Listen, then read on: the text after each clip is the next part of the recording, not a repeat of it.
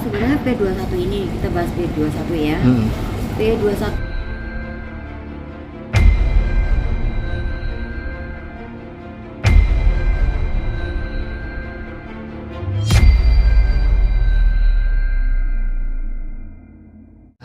akhirnya penantian ini kan ditunggu juga kan.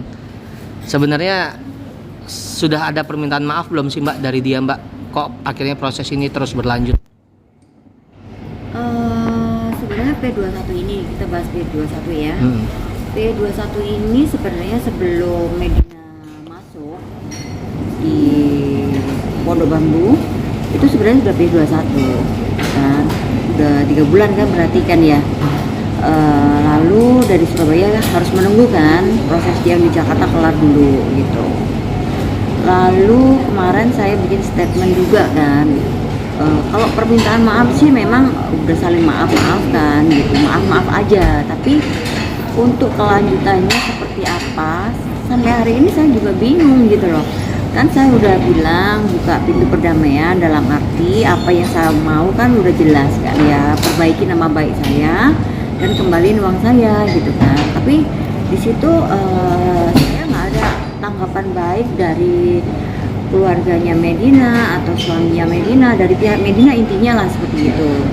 Jadi ya saya merasa ya mungkin dia merasa mau menjalanin apa ya, mungkin mau pasang badan atau gimana, saya nggak tahu kan ya, mungkin dia mau pasang badan atau gimana ya. Etika baik saya dia gubris gitu loh, dia nggak irolin, nggak ada etika baik ya. Dia sudah namanya waktu ya kan, waktu, dan waktu ini tetap berjalan terus kan ya. Jadi ya udah kasusnya tetap berjalan gitu.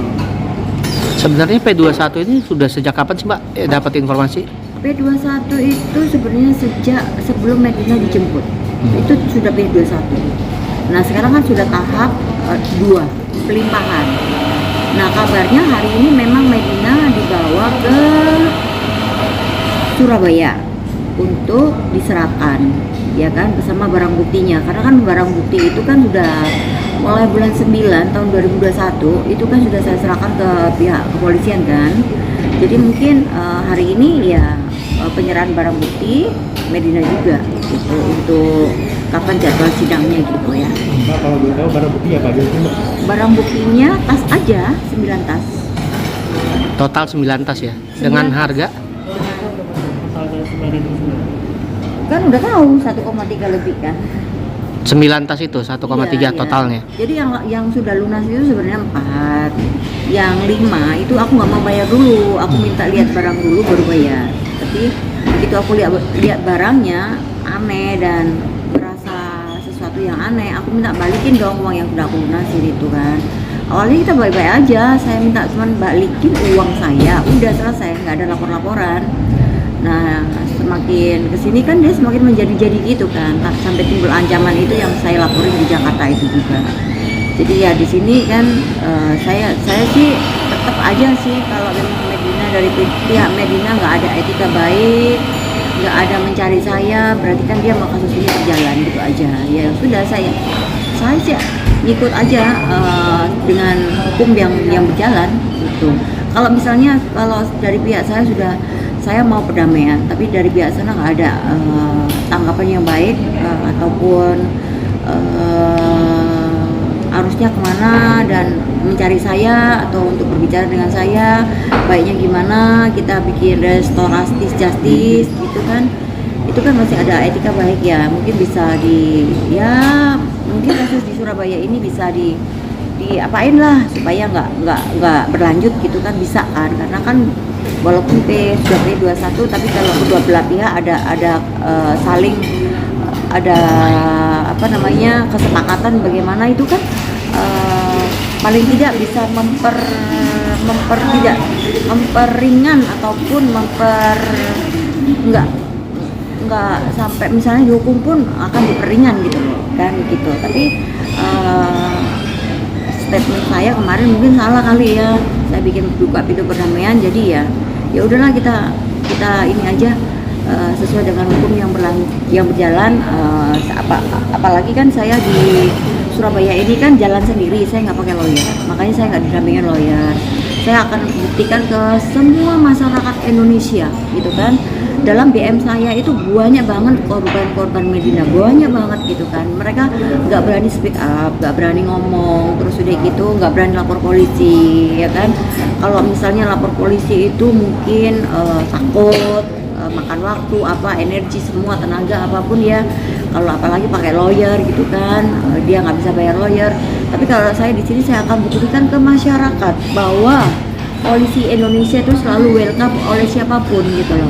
Kalau kita misalnya lapor polisi pasti ditangani dengan baik, pasti gitu. Buktinya kenyataannya kasus saya yang di Surabaya ini masalah tas juga bisa naik, juga bisa P21 ya kan, juga sudah Medina bisa dibawa ke sini gitu kan. Yaitu saya juga bekerja sendiri tanpa lawyer gitu kan, saya bisa gitu. Yang dulunya saya buta hukum, yang dulunya saya nggak ngerti, dengan kasusnya Medina ini saya sekarang ini lebih mengerti hukum itu seperti apa, caranya seperti apa, mengenal banyak relasi-relasi gitu. Mbak, tapi pihak Lukman sendiri menghubungi Mbak? Sorry? Pihak Lukman? Kemarin itu waktu sidang putusan saya ketemu Lukman, dia ngajak ngopi sih, tapi saya nggak mau. Saya udah ngomong sama dia, kalau nggak ada bawa duit nggak usah, cuma ngomong-ngomong aja, saya nggak mau. Itu, tapi terus udah gitu waktu kan saya masuk ke dalam tuh ya, masuk ke dalam sel gitu kan. Medina bisikin saya, Kak nanti pasti saya balikin kok tanggungan saya, tapi nggak ada sampai sekarang. Berarti kan dia bohong. Ya udah, kalau dia bohong ya udah nggak apa-apa. Berarti tidak ada dicicil dong ya?